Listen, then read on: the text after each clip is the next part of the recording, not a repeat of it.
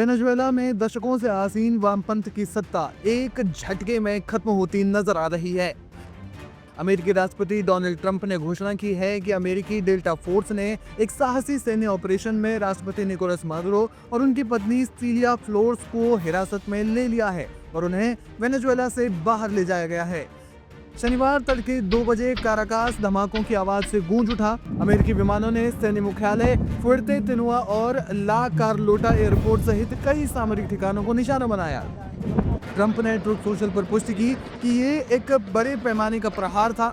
Maduro पर America में narco terrorism के पुराने आरोप हैं, जिसके तहत अब उन पर मुकदमा चलाया जाएगा। वेनेजुएला की सेना ने फिलहाल देश में नेशनल इमरजेंसी घोषित कर दी है। हालांकि नेतृत्व के अभाव में सुरक्षा बल भ्रमित नजर आ रही हैं। ऐसे में मादुरो के हटने के बाद सवाल ये है कि वेनेजुएला की कमान किसके हाथ में जाएगी। अंतर्राष्ट्रीय समुदाय और वेनेजुएला का विपक्ष एडमुंडो गोंजालेस को 2024 के चुनावों का असली विजेता मानता है। वे एक अनुभवी राजनयिक हैं और अमेरिका पहले ही उन्हें प्रेसिडेंट इलेक्ट के रूप में मान्यता दे चुका है। तकनीकी रूप से वो देश के अगले राष्ट्रपति होने चाहिए, लेकिन दूसरी ओर मारिया कोरिना मचाडो को हाल ही में 2025 का नोबेल शांति पुरस्कार मिल चुका है।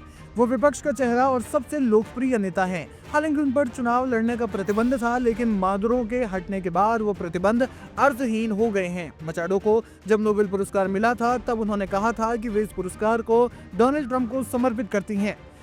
वेनेजुएला की राजनीति में उन्हें अमेरिका का सबसे बड़ा समर्थक माना जाता है। देश का अगला राष्ट्रपति अमेरिकी समर्थक राष्ट्रपति होगा, इस बात की पूरी संभावना है और इसके कुछ बड़े कारण हैं। सबसे पहला कारण है आर्थिक बहाली। वेनेजुएला की अर्थव्यवस्था खंडहर बन चुकी है। इसे केवल अमेरिकी प्रतिबंधों के हटने और पश्चिमी निवेश जैसे तेल क्षेत्र में मदद से ही बचाया जा सकता है।